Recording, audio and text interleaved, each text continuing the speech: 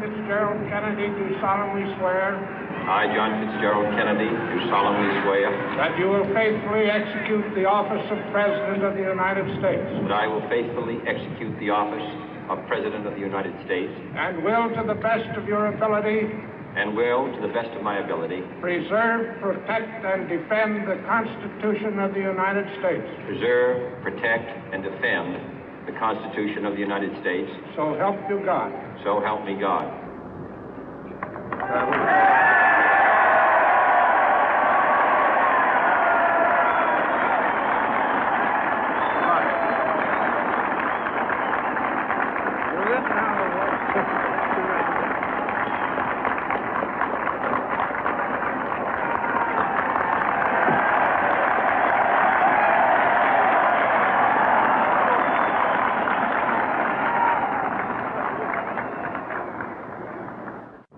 Vice President Johnson, Mr. Speaker, Mr. Chief Justice, President Eisenhower, Vice President Nixon, President Truman, Reverend clergy, fellow citizens.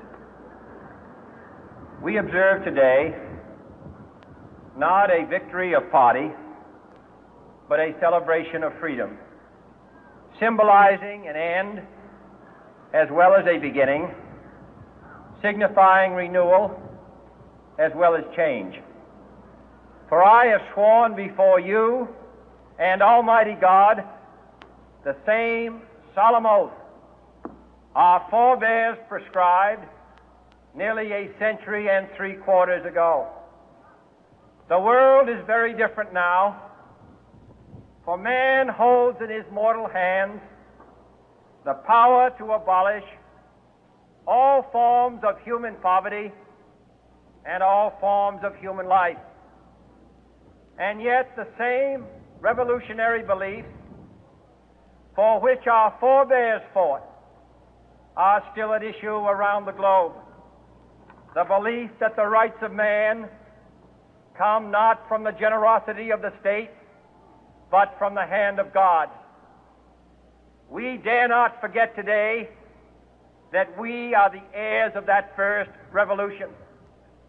Let the word go forth from this time and place to friend and foe alike that the torch has been passed to a new generation of Americans born in this century, tempered by war, disciplined by a hard and bitter peace, proud of our ancient heritage, and unwilling to witness or permit the slow undoing of those human rights to which this nation has always been committed and to which we are committed today at home and around the world.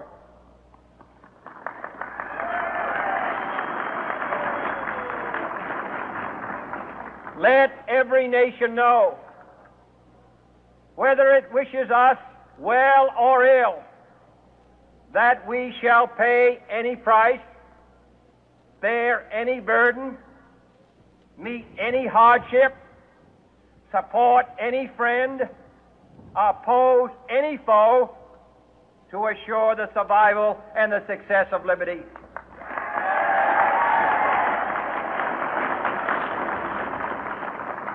This much we pledge and more. To those old allies whose cultural and spiritual origins we share, we pledge the loyalty of faithful friends. United, there is little we cannot do in a host of cooperative ventures. Divided, there is little we can do, for we dare not meet a powerful challenge at odds and split asunder.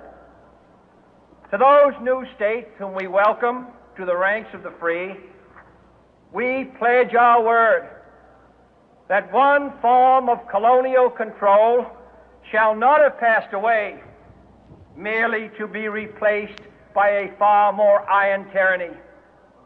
We shall not always expect to find them supporting our view, but we shall always hope to find them strongly supporting their own freedom, and to remember that in the past, those who foolishly sought power by riding the back of the tiger ended up inside.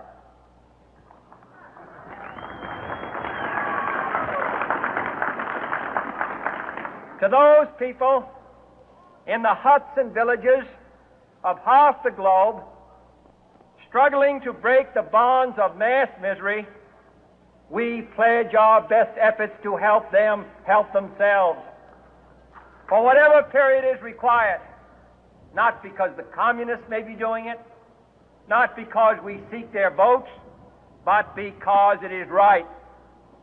If a free society cannot help the many who are poor, it cannot save the few who are rich.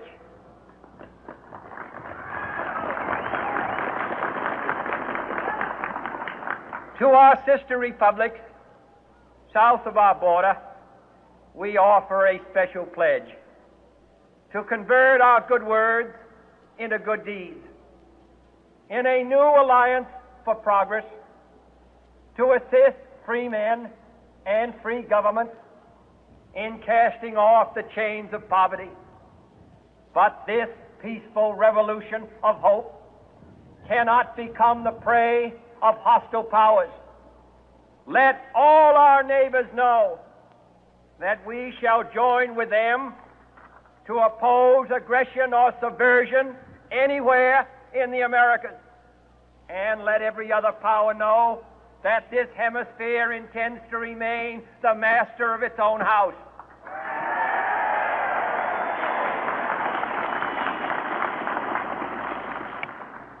To that World Assembly of Sovereign States, the United Nations, our last best hope, in an age where the instruments of war have far outpaced the instruments of peace, we renew our pledge of support to prevent it from becoming merely a forum for invective, to strengthen its shield of the new and the weak, and to enlarge the area in which its writ may run. Finally, to those nations who would make themselves our adversary, we offer not a pledge, but a request that both sides begin anew the quest for peace. Before the dark powers of destruction, unleashed by science, engulf all humanity in planned or accidental self-destruction, we dare not tempt them with weakness, for only when our arms are sufficient beyond doubt can we be certain beyond doubt that they will never be employed. But neither can two great and powerful groups of nations take comfort from our present course, both sides overburdened by the cost of modern weapons, both rightly alarmed by the steady spread of the deadly atom, yet both racing to alter that uncertain balance of terror that stays the hand of mankind's final war. So let us begin anew, remembering on both sides that civility is not a sign of weakness, and sincerity is always subject to proof. Let us never negotiate out of fear, but let us never fear to negotiate.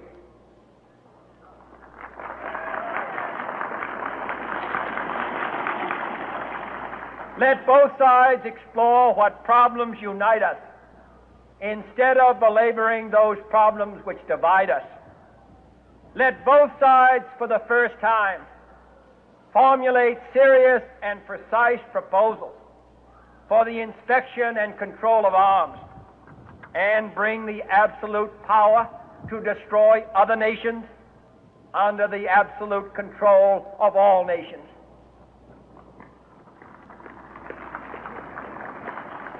Let both sides seek to invoke the wonders of science instead of its terrors. Together, let us explore the stars, conquer the deserts, eradicate disease, tap the ocean depth, and encourage the arts and commerce. Let both sides unite to heed in all corners of the earth the command of Isaiah to undo the heavy burden and let the oppressed go free. And if a beachhead of cooperation may push back the jungle of suspicion, let both sides join in creating a new endeavor, not a new balance of power, but a new world of law, where the strong are just and the weak secure and the peace preserved. All this will not be finished in the first 100 days, nor will it be finished in the first 1,000 days, nor in the life of this administration, nor even perhaps in our lifetime on this planet. But let us begin.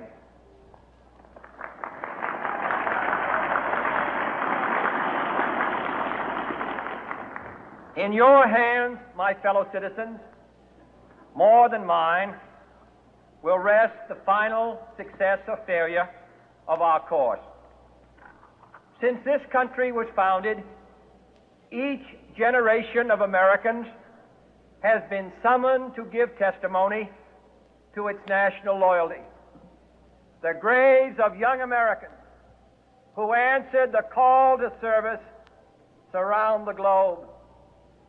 Now the trumpet summons us again, not as a call to bear arms, though arms we need, not as a call to battle, though in battle we are, but a call to bear the burden of a long twilight struggle, year in and year out, rejoicing in hope, patient in tribulation, a struggle against the common enemies of man, tyranny, poverty, disease, and war itself. Can we forge against these enemies a grand and global alliance, north and south, east and west, that can assure a more fruitful life for all mankind? Will you join in that historic effort?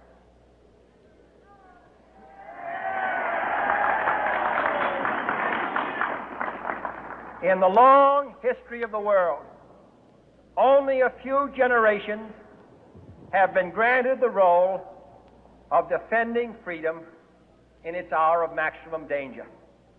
I do not shrink from this responsibility. I welcome it.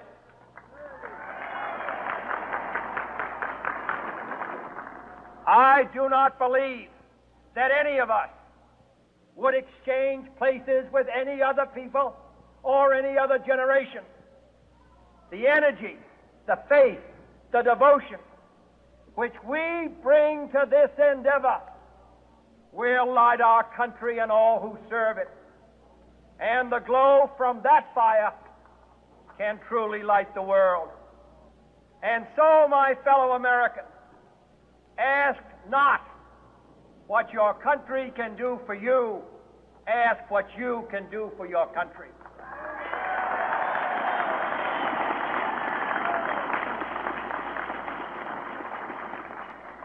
My fellow citizens of the world, ask not what America will do for you, but what together we can do for the freedom of man.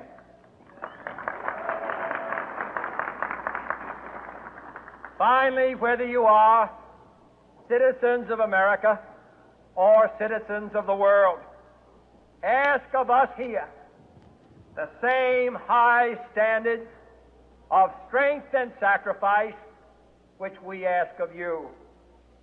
With a good conscience, our only sure reward, with history the final judge of our deeds, let us go forth to lead the land we love, asking His blessing and His help, but knowing that here on earth, God's work must truly be our own.